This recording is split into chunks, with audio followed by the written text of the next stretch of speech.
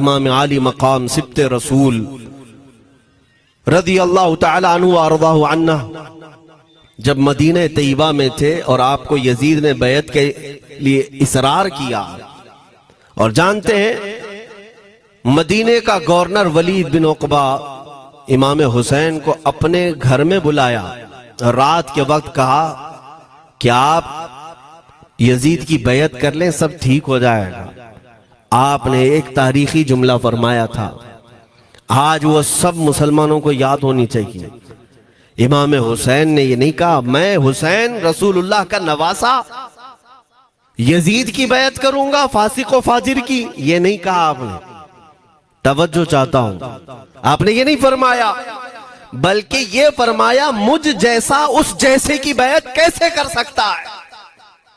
ये क़यामत तक आने वालों के लिए मैसेज है, हुसैन जैसा कभी भी यजीद जैसे की बैत नहीं कर सकता, और ना ही वैसों की ताकत को वो मान सकता है। और अल्हम्दुलिल्लाह हमारी माओ ने बचपन से हमें हुसैन को ही सुनाया है, इसलिए आज अगर किसी तख्त पर यजीद बैठा हो तो हमें डर नहीं लगता इस बात का कि वो गर्दन उड़ा देगा, हमें इस बात का खौफ नहीं लगता कि फांसी पर चढ़ा देगा।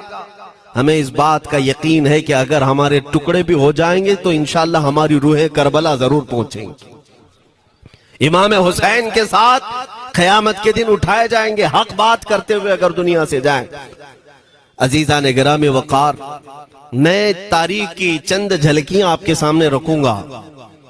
मुझे हुक्म भी हुआ है, बहुत जल्दी वक्त खत्म हो जाएगा, समेटना है। मैं चंद मिसालें आपके सामने रखता हूं। ताकत किसे कहते हैं, कुव्वत किसे कहते हैं। जिम में जाकर बॉडी बनाने वाला ताकतवर है, काजू बादाम खाने वाला ताकतवर है, मुक्के मारने वाला ताकतवर है। कौन है ताकतवर, ताकत किसे कहते हैं? मेरे अजीजों, असल ताकत तो ये है कि तुम इस्तेमाल अपने हाथ पैर कुछ भी ना करो, लेकिन खलबली दूसरों में मची रहे। ये असल ताकत है, ये रब ताला की तरफ से दी हुई होती है इनाम में। वरना आप सोच सकते हैं कि हुसैन आजम के साथ जो लोग आए थे वो कुल काफिला कितना था। अलग अलग रिवायतें, इमाम हुसैन के साथ 135 लोग थे, बाज रिवायात में है 96 थे, 96 लोग थे, बाज रिवायत में 82 थे। शहीद होने वालों की तादाद 72 है। लेकिन इस बात पर अक्सर उलमा मुहद्दिसीन का ख्याल है कि 82 लोग थे, 82 लोग थे। 82 के मुकाबिल में कितने लोगों को आना चाहिए रास्ता रोकने के लिए?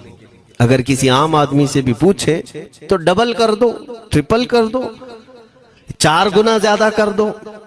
नहीं, 82 को रोकने के लिए पहले 1000 लोग आए, फिर वो 1000 के बाद 4000 प्लस आए, 5000 लोग सिर्फ 82 लोगों को रोकने के लिए आए रास्ता।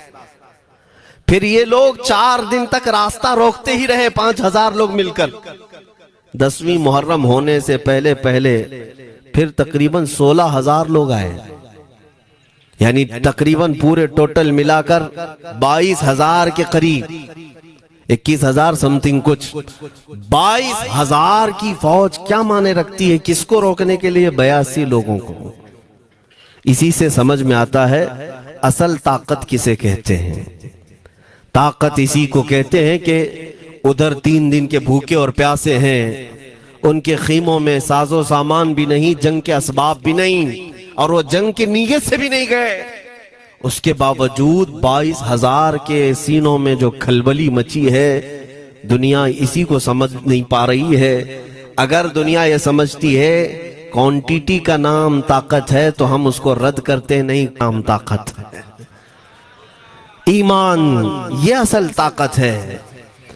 और एक तारीखी बात मैं आपके सामने रखता हूं।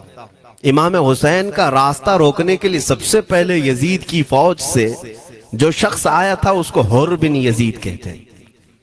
हुर बिन यजीद रियाई 1000 का लश्कर लेकर के ये इमाम हुसैन रास्ता रोकने आए। 2 दिन तक इधर उधर घुमाते रहा, और जब जब नमाजें होती रही इमाम हुसैन मुसल्ला इमामत पर हैं और ये यजीदी इक्तिदा भी कर रहे हैं। हर जमात इमाम पीछे हो रही है।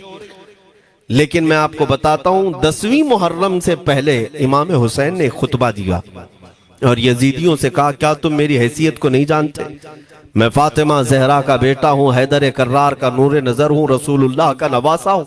मेरी निस्बतें क्या तुम्हें नहीं मालूम? मेरे खून से अपने हाथों को ना रंगो। मैं तुम्हारे पास ऑप्शन रखता हूं, मैं इस रास्ते से अपने वापस मदीने की तरफ, किसी साहिल की तरफ या दिमश्क जाऊंगा। जंग करना नहीं चाहता तुमसे। ये 3 ऑप्शन जब इमाम हुसैन ने रखा तो ये ने एक को भी कबूल नहीं किया।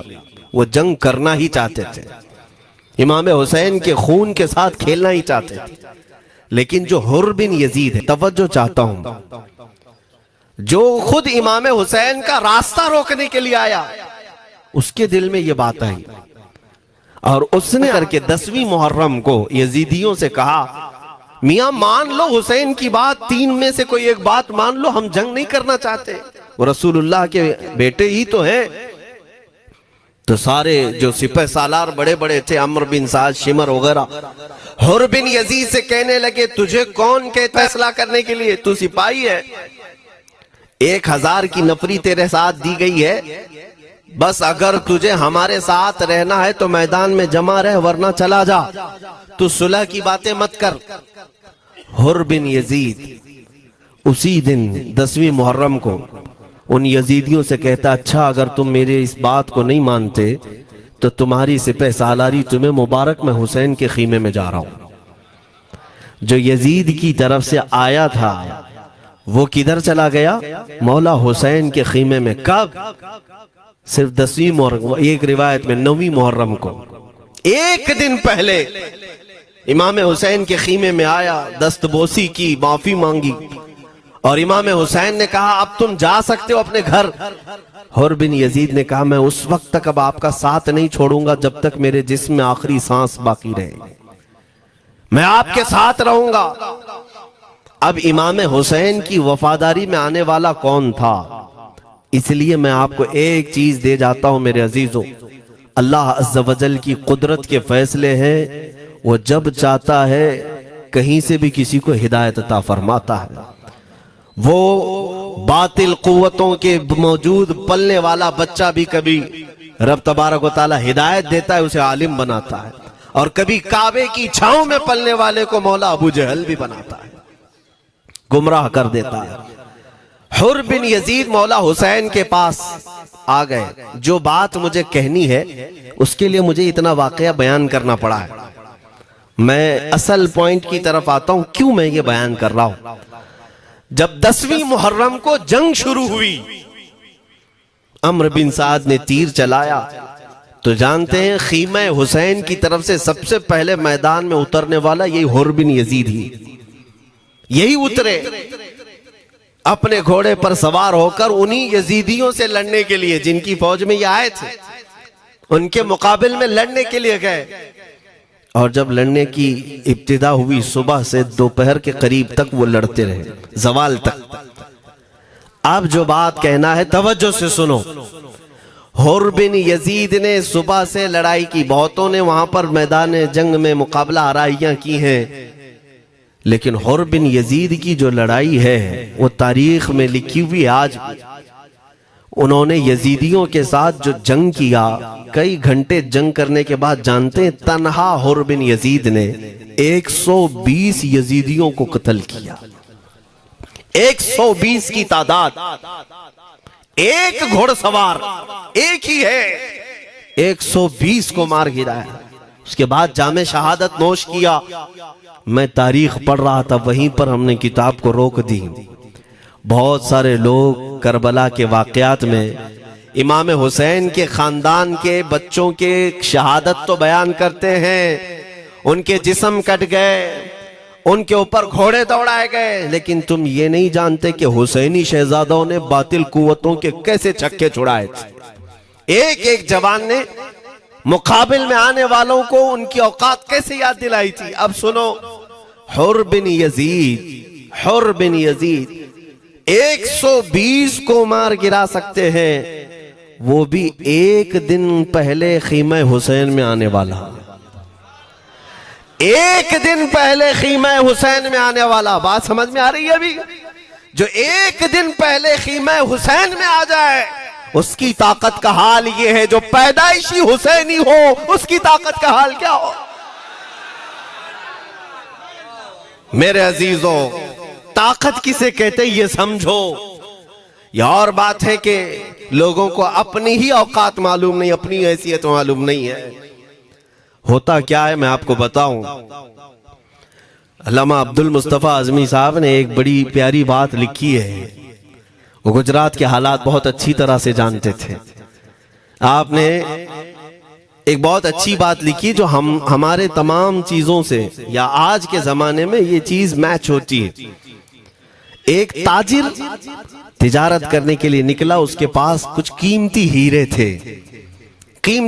थे और वो हीरों की तिजारत करता था और एक चोर उसके पीछे पड़ गया और वो चोर रोजाना वो चोरी करने के चक्कर में रहता था कि जब रात को ये ताजिर सोए तो मैं ये हीरे निकाल लूंगा। लेकिन 2-3 दिन जब जब वो ताजिर सोता था वो पूरे हीरे चेक करता था, कहीं नहीं मिलते थे। थक गया चोर। 3 दिन के बाद उस ताजिर को उसने पूछा, चोर ने कहा कि तुम हीरे रखते कहां हो? दिन भर तो तुम्हारे पास होते, रात में कहां जाते? तो उस ताजिर ने कहा, अकल का अगर तू इस्तेमाल करता तो तुझे बात समझ में आती। रोजाना मैं तेरे ही जुब्बे में रात को ये हीरे रखकर खुद सो जाता था। वो अपना नहीं तलाश करता, इसका तलाश करता। बिला तशबीह बिला तमसील। मेरे अजीजों, तुम्हारे पास जो ताकत है तुम्हें उसका अंदाजा नहीं। तुम जो मोहब्बत मुस्तफ़ा सल्लल्लाहु अलैहि वसल्लम की शमा अपने सीने में रखते हो, मौला करीम का वादा है तुम्हारे साथ, काना हक्कन अलैना नस्रुल मोमिनीन। रब ताला फरमाता हमने अपने ऊपर लाजिम कर लिया है कि ईमान वालों की मदद करें।